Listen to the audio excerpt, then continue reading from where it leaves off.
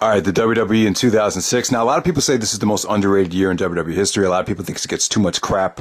However, though, I'm not one of those people. I think this was a terrible year. I think you could see a lot of changes being made. A lot of bad decisions were made in 2006. At the time, I was a very, very passionate wrestling fan. And at a lot of the pay-per-view parties, I lost my cool and got angry, got upset, started throwing things. It was a very frustrating time to be a wrestling fan. And it's pretty well documented here on YouTube. Search back through the videos. 2006, that's when a lot of people, like Bill and Doug, for example, started making videos about how the WWE sucks right now. And, TNA is the alternative. ROH is the alternative. So a lot of people were looking for different places to watch wrestling in 2006 and in 2007 as well. I think this was the darkest period of the WWE. Just a very, very frustrating time. It was a transitional time as well. John Cena was going to be the man, and WWE was determined to make him the man no matter how many fans turned against him. But, I think, looking back on it, the WWE had a rhyme and reason for doing everything. And even if they did alienate some of the fan base, you can't really argue with a lot of the decisions in retrospect, because I think the WWE did become a more successful company over the years. But at the same time, I think a lot of bad decisions were made. And I think they have a lot of regrets about this time. I think it could have been more successful if they just smartened up in a few different areas. But yeah, man, I really felt like TNA.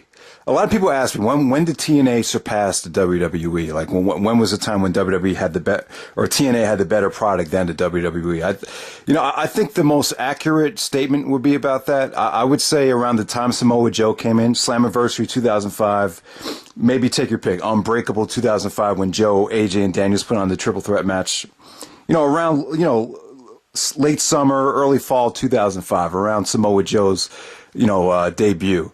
All the way until, I would say, around the time when Jericho came back to the WWE. So from late 2005 all the way until, December 2007, I would say TNA consistently had the better product. Now, I understand TNA kind of had a down year in 2006 compared to their great 2005 year. And you have to remember, Vince Russo took over with the booking. Some of the worst booking decisions in TNA history were made around that time. But still, I felt like TNA had so much talent that even the bad booking didn't really matter. The talent was so high and so great and so diverse that I still felt like TNA had the better product than the WWE in 2005, 2006, and for most of 2007, without a doubt. So I think that's a pretty accurate statement. Let me know what you guys think. But yeah, WWE sucks, TNA rules. You remember the end of 2006 on YouTube? It pretty much became a war on here. So yeah, man, but, with 2006, to be fair, I can see why a lot of you guys think it's an underrated year. The year definitely did have its moments. Now, I'm going to touch on the positives and the negatives. Here's some of the best moments. Edge cashing in the Money in the Bank. I would say Edge cashing in the Money in the Bank is the biggest markout moment in wrestling history for me. Probably the best moment in wrestling history. I thought it was such an awesome moment. I was going crazy. It was epic. And looking back on it, it's like, oh, you cash in the Money in the Bank, so what's the big deal? But at the time, you didn't really know how it was going to work, so it was a huge moment. So Edge cashing in, Kurt Angle's transformation was amazing. Finlay coming over the Smackdown. What else is there? There's a lot of good in-ring product, especially on SmackDown. Rey Mysterio, Randy Orton put on some good matches. Like I said, Finlay really added a lot to SmackDown. Rob Van Dam's return. Initially, I thought it started off great. You saw a lot of hardcore matches, a lot of violence, a lot of blood, people taking chances in the ring, people really busting their ass. Edge and Mick Foley at WrestleMania, for example. Chris Benoit and Kurt Angle, both of them were still there, wrestling hard, putting on good matches.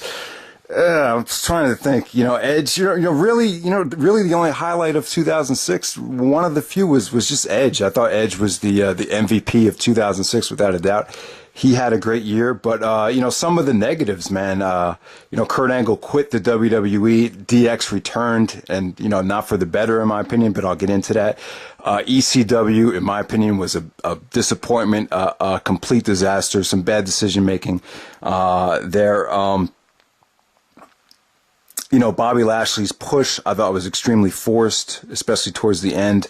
You could definitely, the Spirit Squad, a lot of terrible gimmicks. The Boogeyman, the Miz started to get a little bit of a push. And the list goes on and on, but I'll get into more of it later. There's two, unlike 2005, I thought 2005 was a better year. But for this 2006 video, I think there'd be a lot more better stuff for discussion here. A lot of stuff runs very, very deep. So I think this should be an interesting video. But so let's start off with the beginning of the year. So John Cena had the belt.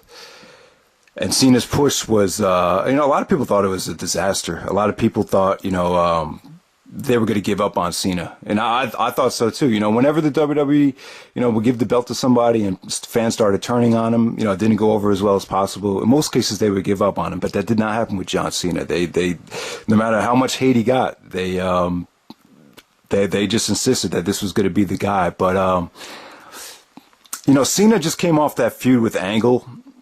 And Angle really transformed himself. Angle was getting cheered like crazy, no matter what he did. They paired him up with Daivari. He cut these promos about how, he hated black people, or if he could make anyone tap out, it would be Jesus. The best country in the world is France. And he's like, no matter what I say, these idiots are going to cheer me. And whatever Kurt Angle did, the fans were totally behind him. I think the problem was, it just wasn't believable how you could have Cena be the champion for a whole year, and you got guys like Kurt Angle, Shawn Michaels, and Edge on the roster, much better wrestlers, much better workers, just cooler guys to cheer for. So it just wasn't believable. It was kind of insulting to the fans' intelligence to kind of buy Cena as the man. While you got this competitive Olympic gold medalist who looks like he could kill anybody in the world, Kurt Angle, was just on fire. So like I said, Angle transformed his gimmick. He became more intense. It was kind of like Chris Benoit and Stone Cold Steve Austin. If they had a baby, it would come out to this version of Kurt Angle. It was just more intense. He had this mouthpiece. Just legitimately more angry. You could legitimately feel that Angle was disappointed in the way he was being pushed and wanted to, legitimately wanted to win the title. And it just didn't happen. Now, around this time, it was discussed here on YouTube and discussed in interviews that Kurt Angle talked about how Triple H was bashing him backstage for not playing an effective heel. Which might be one of the reasons why they gave up on Kurt Angle so soon. Kurt Angle turned babyface and was sent over to SmackDown. And initially they wanted Shawn Michaels to go over to SmackDown and win the world title because Batista got injured. But Angle, being the team player, said he would do it. So Angle was sent to SmackDown and won the world championship in a battle royal. So Kurt Angle was off of Raw, which in my opinion, I think that was a mistake. I think Angle on Raw was the right way to go. But the problem is, Triple H, that was guaranteed. Obviously, they wanted him in the main event, and they weren't going to give up on John Cena. So the odd man out was Kurt Angle. Unfortunately, he was sent to SmackDown. So that definitely sucks. But Angle, what Angle did was amazing this year. I think Angle was in the middle of the best run of his life. I really thought he was. He finally, Angle always had a tough time, playing heel or babyface. He was kind of just always in the middle. Never really, found he was too popular to be a heel, but as a face, it just never really worked out long term. But I felt like he finally found the right edge and the right mix to be the man. I felt like 2006 was his time. And it all fell apart in the summertime, as we'll see when he got sent to ECW. But we'll talk more about Angle quitting later. But the main focus is Edge and John Cena. Cena in the Elimination Chamber match, this was very, very frustrating. New Year's Revolution, early January, Cena retained the title in the Elimination Chamber.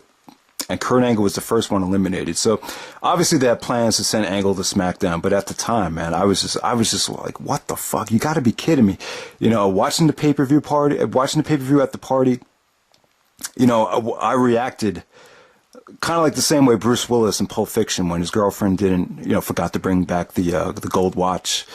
I kind of reacted like that when Angle got eliminated. I was like, what the fuck? You got to be fucking kidding me! What the hell is going on here? I was just baffled. And then it came down to Cena, Carlito, and Masters, and I was just like, you got to be kidding me.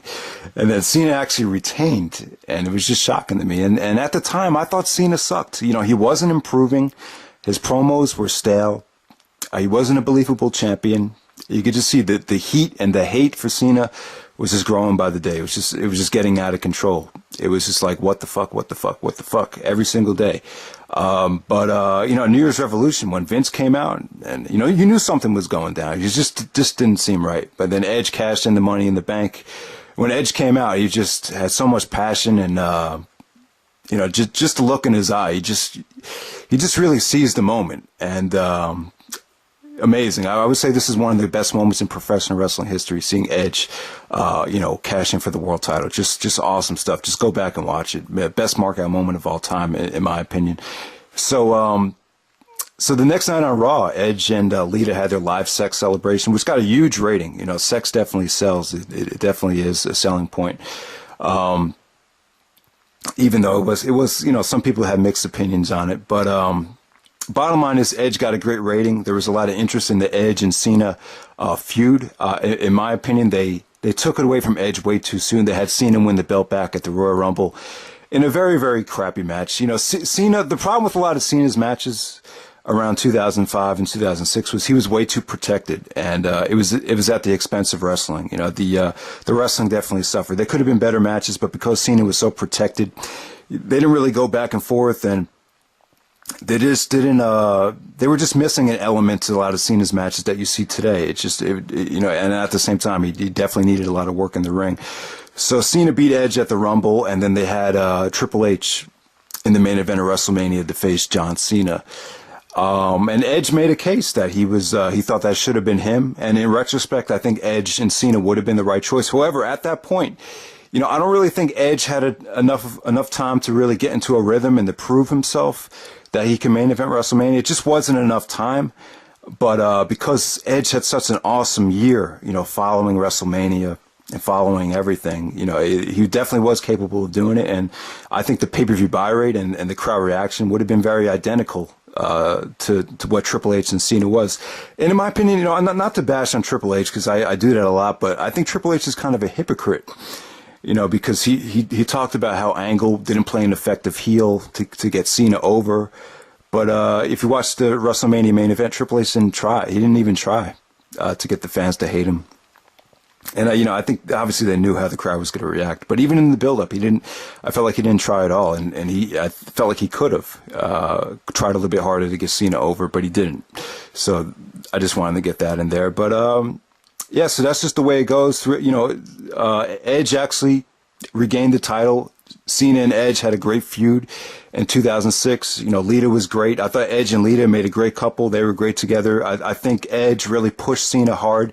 He really did a great job getting the fans to hate him. And I think Cena won a lot of respect, you know, after the hostile environment at WrestleMania, the hostile environment at ECW One Night Stand, and just the overall feud with Edge, especially going into Toronto, Canada, getting booed out of the building once again, and beating Edge in his hometown of Toronto in a TLC match.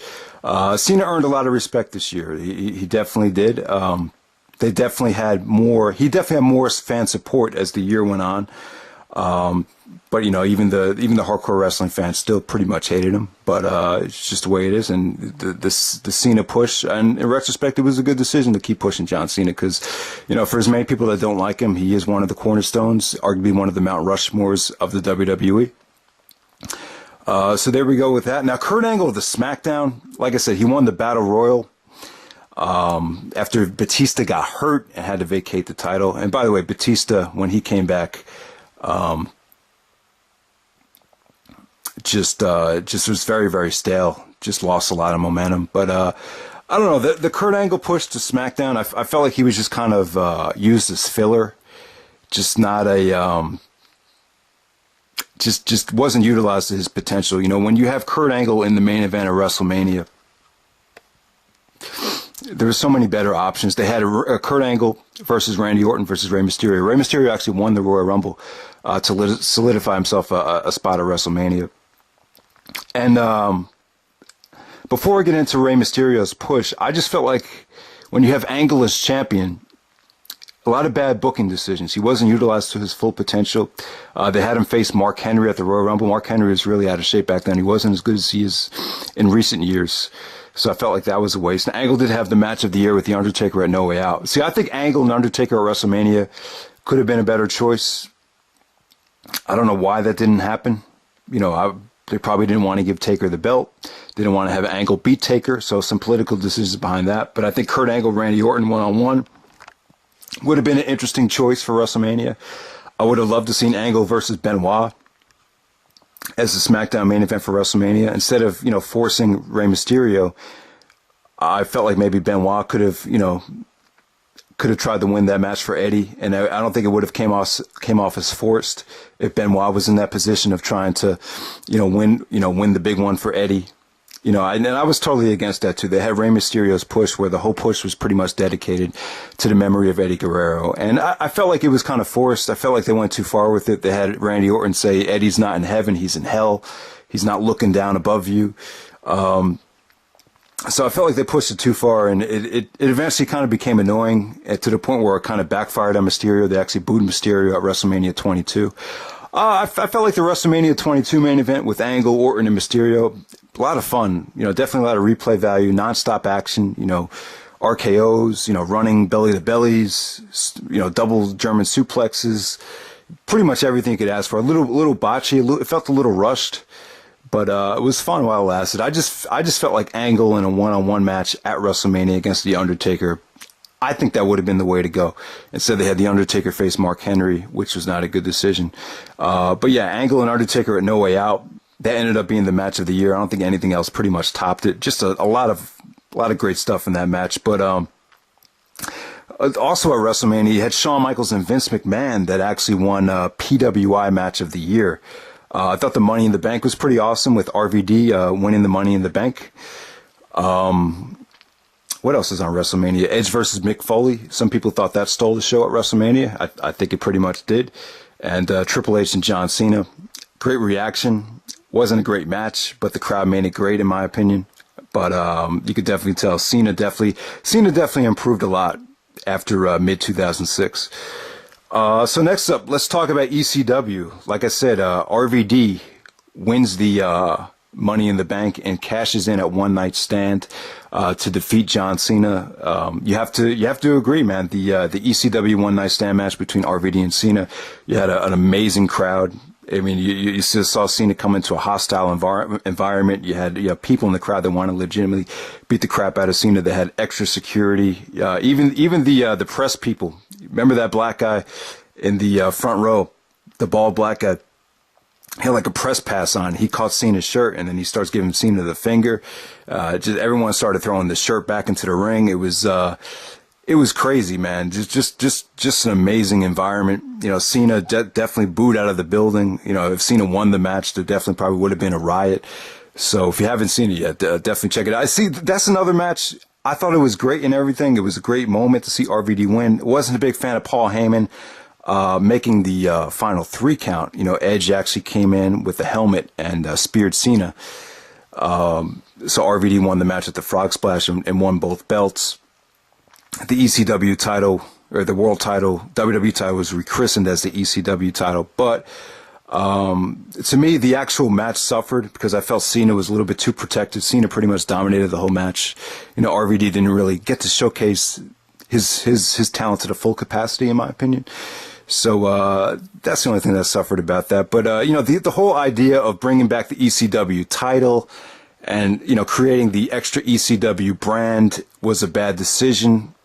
I think this runs pretty deep. I can't confirm any of this, but in my opinion, I think Vince just wanted a third brand, and he didn't want to do extra television tapings. Now, if Paul Heyman got creative control and they were able to do their own separate television tapings in smaller markets, I think ECW might have been successful. But they tried to tape ECW after Smackdown. They put it on the Sci-Fi Network.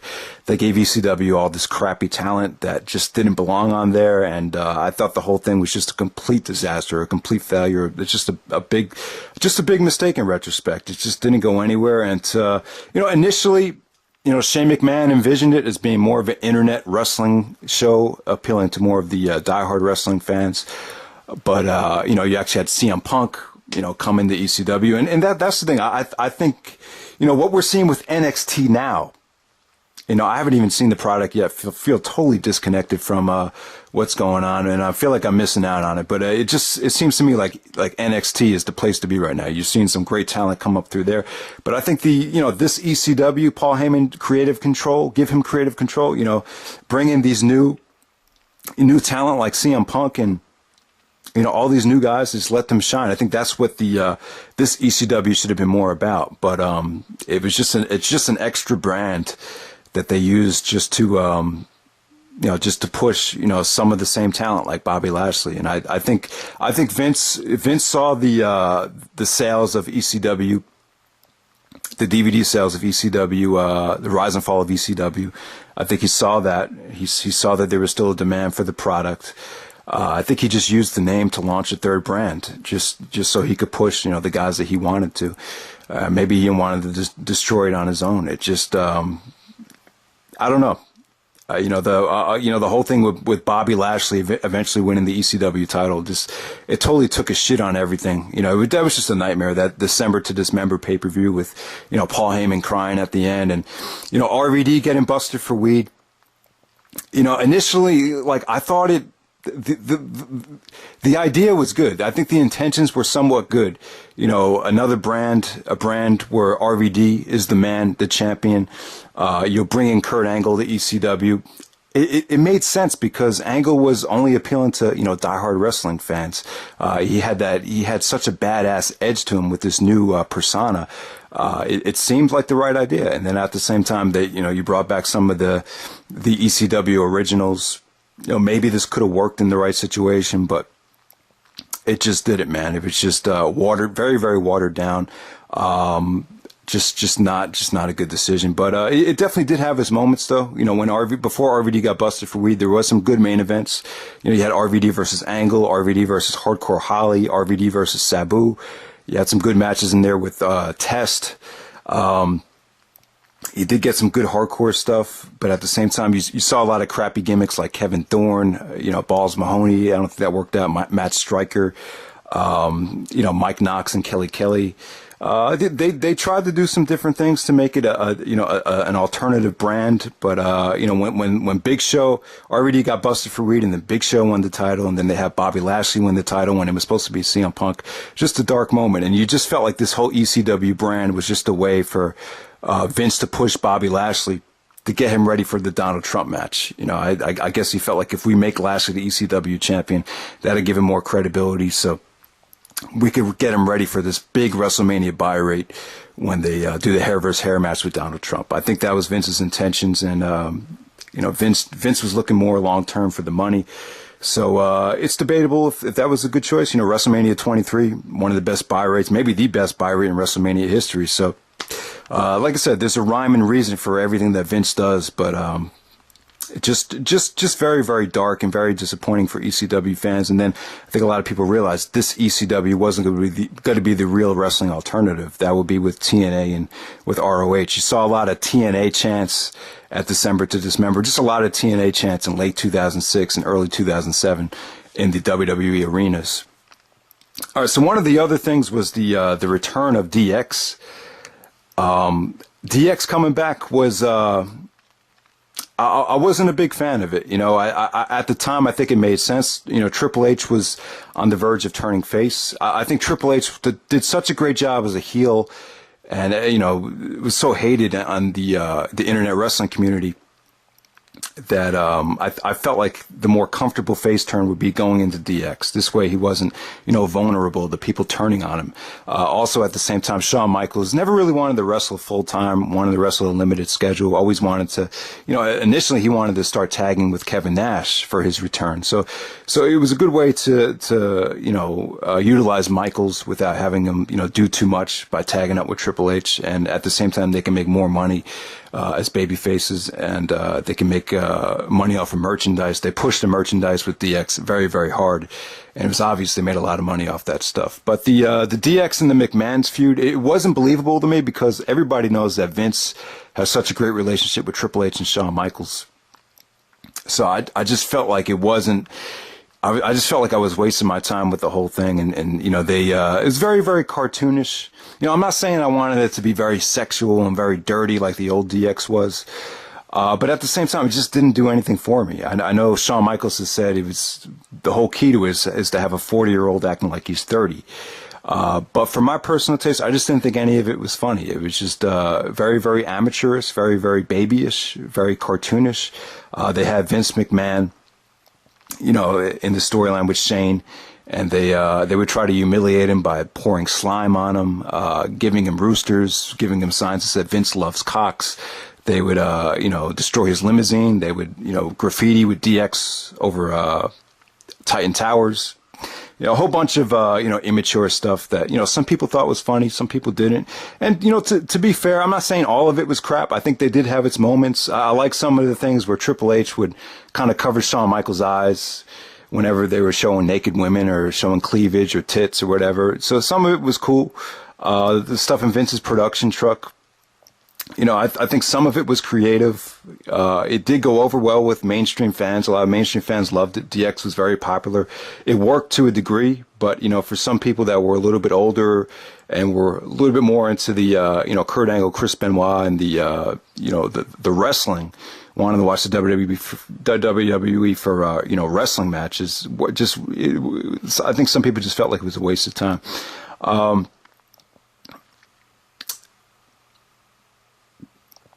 Yeah, man, but let me continue on with RVD. This and you know, along with Kurt Angle and Chris Benoit, I just felt like the WWE in 2006 was just not a very popular place to work. A lot of things run deep here. I think there's a lot of things that we do not know that took place. Now, this is just my gut feelings, but I felt like guys like Van Dam, Angle, and Benoit just wanted out because, not necessarily because of you know, their bodies were breaking down. I just felt like they were bored, and I just felt like, you know, the business started to change, and it just wasn't for them. Now, RVD getting busted for weed with Sabu, I didn't talk about this, but you know, RVD kind of let a lot of people down. You know, if you're the world champion, you got to be somewhat more responsible. And it sucks because he couldn't stay off the weed, man. It's just, it was just very, very, very disappointing. You know, and to be fair, you know, in most cases when Orton would get suspended or something would happen with, you know, someone, you know, failing the wellness policy, you know, Randy Orton's really the only one that comes to mind, but they never gave up on Orton. You know, with RVD, I felt like they were kind of using it as an excuse. It was like, Rob, well, you fucked up. So what I'm going to do is take this ECW brand and just make it into another brand with Bobby Lashley, another one of the guys as the champion. You know, Lashley was, you know, the same type of look that Batista and Cena had. So, you know, RVD getting busted for weed, it really killed his momentum, killed his push. They never forgave him for it, and they, you know, because at the time, you know, I remember Shane McMahon's, you know, RVD says in an interview, he talked to Shane, and Shane said, you know, if this ECW thing flops, it's on you, it's your ass. And RVD said, fine, man, I'll carry the company. But that was not to be. So some other things I didn't like about 2006, you know, you had the Boogeyman, the Spirit Squad. You had a lot of bad gimmicks, and on top of it all, you had Booker T finally got a push. You know, I was happy for Booker T. He won the King of the Ring. He beat Bobby Lashley. He was crowned King Booker. He had his wife Charmel there, but it was not a good gimmick. They made Booker out to be the kind of champion where he was afraid to wrestle, didn't really want to put up a fight, always wanted to get disqualified. They kind of made him a cowardly heel type of king. And it just didn't work out. He wasn't a good champion. The buy rates were down.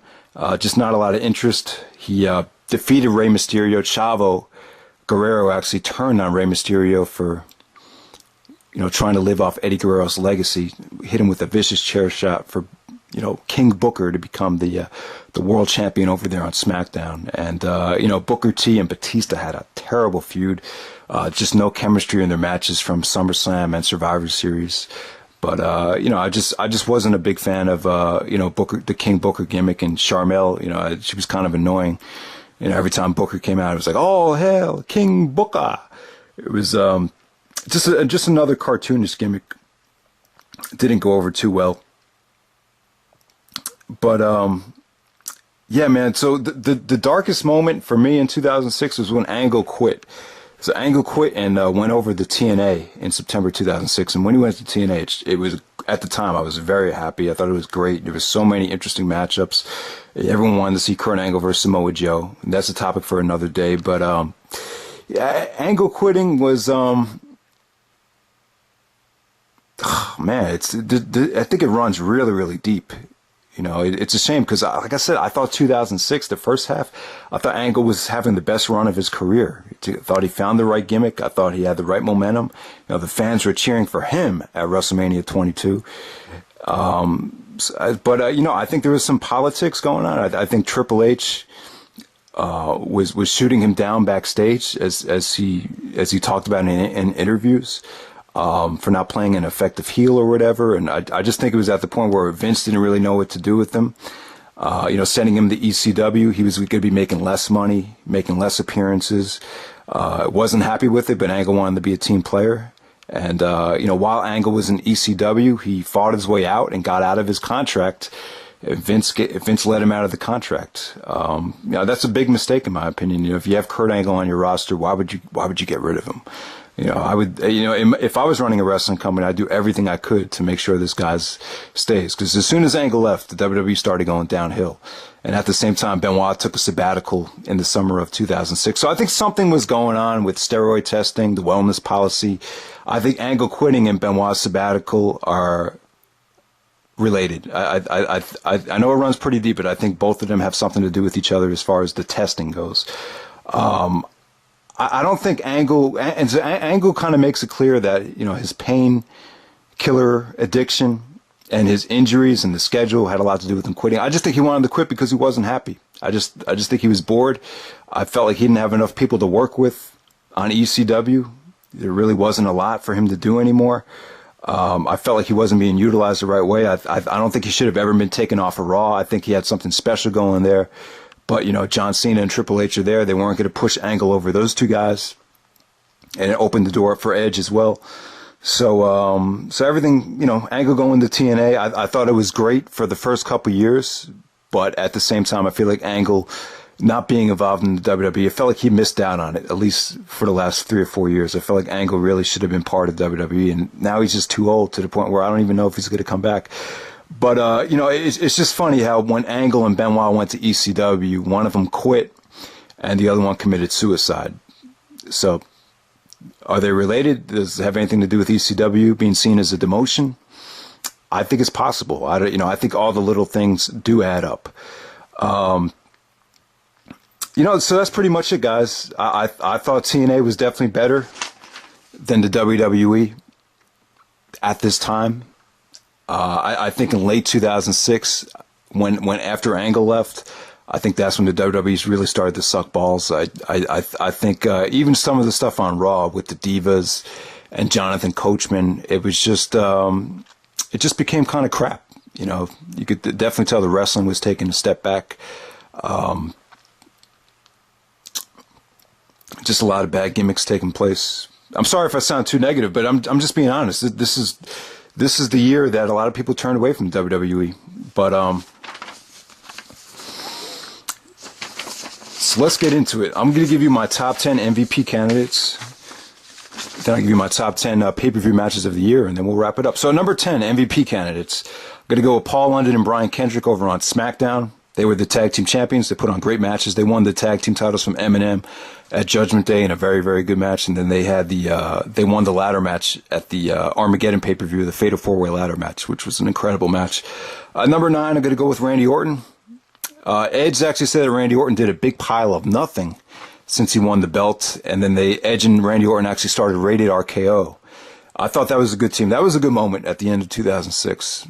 I think Orton and Edge were good together. It's a shame the RKO DX feud didn't last a little bit longer. But number 8, I'm going to go with Undertaker, match of the year with Kurt Angle. Kind of a down year for Taker, but I felt like Taker's conditioning got stronger. His feud with Mr. Kennedy pretty much set the tone for his great year that he would have in 2007. Number 7, I'm going to go with Rey Mysterio. Mysterio winning the world title. good matches with Randy Orton and Kurt Angle, and a really, really good main event with JBL at Judgment Day. Mysterio's title win. I wouldn't have done it. I don't think you need to be a legend to be the world champion. Having Rey Mysterio be the champion, it just wasn't believable to me. I just felt like there was too many better choices at the time. I really felt like the WWE should have went with Kurt Angle instead of pushing Rey Mysterio, especially with the Eddie Guerrero stuff. I just felt like it wasn't the right time. A lot of the diehard fans were against it, but I think Rey Mysterio is a great person, great performer, great worker. I was happy for him, but I think Rey winning the world title when all the injuries happened to SmackDown in 2007, I think that would have been the better way to go. Number 6, I'm going to give it to Chris Benoit. I think Benoit did some good stuff. He was in the United States title picture, defeated Booker T at No Way Out. He was still having good mid-card matches for the U.S. title with JBL, with Chavo Guerrero. Had an excellent match with Finlay at Judgment Day. He took a sabbatical in May of 2006. Pretty much took off the whole summer. I think he was beaten down. I think Eddie's death was affecting him. I think it might have had something to do with testing, with steroid testing, the wellness policy. I really felt like there was something went on there that we really don't know about. When Benoit came back, you could see he looked a little bit softer, looked like he put on a lot of weight. But no changes indicating that something was dramatically wrong. But so it's Chris Benoit with another solid year. I think he could have been better utilized. I wouldn't have minded him seeing main event Wrestlemania with Kurt Angle, especially Angle with that new persona, new gimmick. I think Angle Benoit at that time would have been incredible. Number 5, I'm going to go with Finlay. Finlay was a breath of fresh air. This guy, he was pretty much an agent, pretty much came out of retirement and, pretty much showed everyone how to tell a story, how to wrestle, utilize the ring to its advantage, really helped put Bobby Lashley over, really worked with, guys that were green. And, I thought Finlay was great, man. Just a lot of good matches on SmackDown. Whenever they were in trouble, Batista, Booker T wasn't working out. Insert Finlay into that matchup to make it work. It was just kind of like the utility man. Number 4, I'm going to go with Rob Van Dam. RVD got busted for weed and pretty much let us all down, and the WWE gave up on him after that. But from WrestleMania all the way until ECW One Night Stand, really was on a hot run. I loved I thought him winning the Money in the Bank at Mania was a great decision. You could tell he was motivated as hell. He was motivated that he was going to be the man, and he was going to, they were going to let him do his ECW style with the ECW brand. So there was he had a lot of gems this year. Like I said, he had some good matches, but in retrospect, after they were going to push him, he started to get depressed and wanted to leave. He was actually counting down the days until his contract expired. So that kind of sucks, guys. Some of the better workers. It's a shame that the better workers like Benoit, Van Dam, and Angle were all like fiending just to get out at that time. Number 3, I'm going to go with Kurt Angle. Even though Angle missed pretty much half the year, I just thought that the first half was just so strong.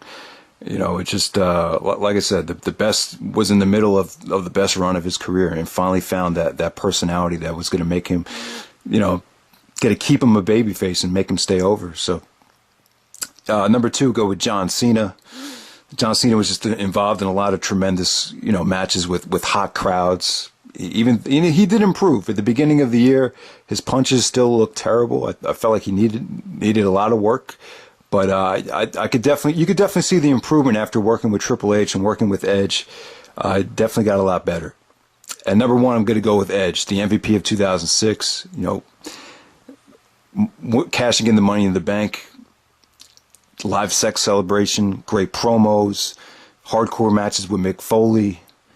Promos with RVD, he did stuff with Flair, formed the Rated RKO,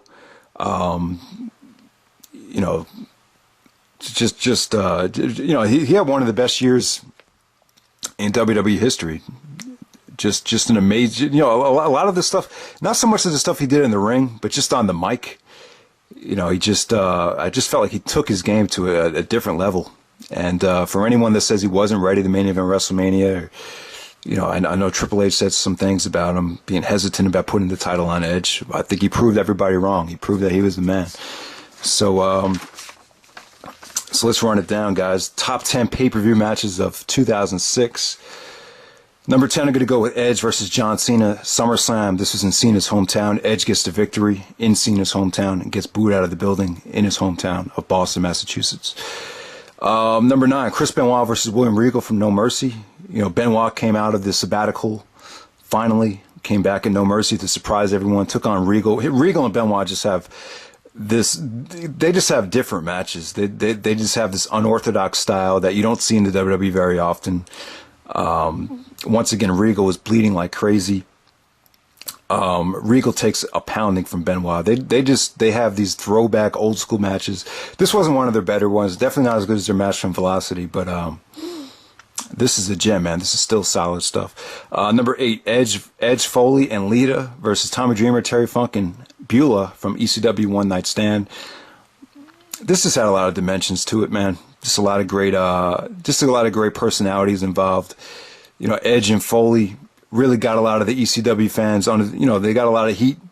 They got under their skin. Just a lot of for a lot of you guys that hate the PG era, this is definitely a rated R match for you guys. This is just great hardcore spots. The one thing that sticks in my mind is the pinfall. Edge actually pinned Beulah, and he gave her like 3 pumps, like he was fornicating with her. So a lot of the guys love that. So it was cool. Different match. Number 7, Cena versus Edge versus Triple H. Triple threat match from Backlash. Watching this match, you could definitely tell Cena improved. Cena was improving. And, very, very bloody. A lot of, just a good WWE style triple threat match. Number 6, the Fatal 4-Way from Armageddon ladder match. You had London and Kendrick as the tag team champions, taking on William Regal and Dave Taylor, Eminem, and the Hardy Boys. This was crazy. Only thing is, I don't know why WWE didn't promote this as a TLC match. They could have got a better buy rate. It was supposed to be London and Kendrick versus Regal and Taylor. There must have been an injury in the main event or something that they felt like they had to, compromise or, they just felt like they had to, give the fans something more just so this pay-per-view wouldn't bomb. So they just made it a Fatal 4-Way ladder match, which is very, very random, but the match is crazy. Joey Mercury actually broke his nose, and it looked like he might have lost his eye. He was just bleeding like crazy. Jeff Hardy did some crazy bump and almost killed him. So just kind of came out of nowhere. Just a lot of unexpected spots. All 4 teams putting their bodies on the line. Just a really, really surprisingly good ladder match. Most people think it's like one of the top 3 matches of 2006. Number 5, John Cena versus RVD, One Night Stand. Just for the crowd, just for the moment. That was great stuff. It was debated whether it was going to be RVD versus Triple H, but I felt like Cena was the right way to go, to keep Cena as champion, to drop the belt to RVD. Number 4, Chris Benoit versus Finlay from Judgment Day. These two guys, just like Benoit and Regal, these two guys just take you back to the old school. Everything just made sense in this match. Every single move, every single suplex, every single, bump just had a rhyme or reason to it. Just great storytelling, great old school wrestling there. Just a pleasant surprise. Benoit versus Finlay from Judgment Day. One of the Benoit's best matches ever in the WWE. I thought it was that good. Number 3, Edge versus Mick Foley from WrestleMania. As soon as you think of this match, you think of the flaming table spot. Foley never really had that great WrestleMania match, so he went out there and had it with Edge. Very, very creative stuff, especially the barbed wire stuff at the beginning when Foley hit it. I thought that was really, really unique. Kind of reminiscent. I guess they kind of got the idea from Goldberg, the Goldberg spear spot with Brett. But number 2, John Cena versus Edge, Unforgiven TLC match. Cena FUs Edge through a series of tables to win the title in Edge's hometown of Toronto, Canada. I love this match. Just a great moment at the beginning with Toronto cheering Edge as the champion. Edge was, tearing up in the beginning. You could see Cena was looking at him like, I can't believe you're fucking crying. So, yeah. And number 1, Kurt Angle versus Undertaker, No Way Out. Should have been at WrestleMania. Would have been in front of a much better crowd. This would have been one of the Undertaker's best WrestleMania matches of all time. But Angle and Taker, their matches definitely improved over the years, and just a lot of wicked counters, man. I mean, the Angle slam, ankle lock, Taker going for the tombstone. Angle actually crawls on Taker's back and reverses it into an ankle lock. That was crazy. I love the finish. Angle countering the Hell's Gate into a pinning predicament to get the 3 count. Just great stuff. Probably a weak match of the year compared to a lot of the other matches, but still definitely the match of the year, Kurt Angle and Undertaker. So really quick, guys, just some must-see television matches. I didn't go back through and watch a lot of the TV stuff, but just off the top of my head, you had Edge and Ric Flair in a TLC match from January.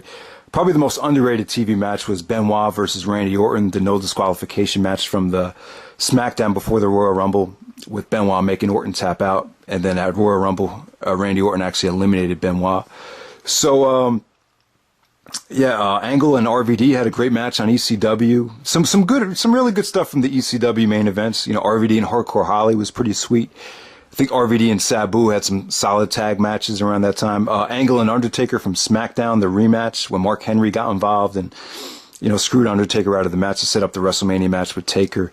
That was a good match. Kurt Angle and Shawn Michaels had a pretty good match on Angle's farewell to Raw before he went to SmackDown. Cena and Edge had some solid matches. Saturday night's main event, they had a steel cage match on Raw. Trying to think of some other good stuff, man. Finlay and Benoit had some matches on SmackDown. Rey Mysterio and Randy Orton from SmackDown was good. Angle and Mysterio, I think they had a match from England on SmackDown. That's pretty much it, guys. I really don't think there's much else to talk about.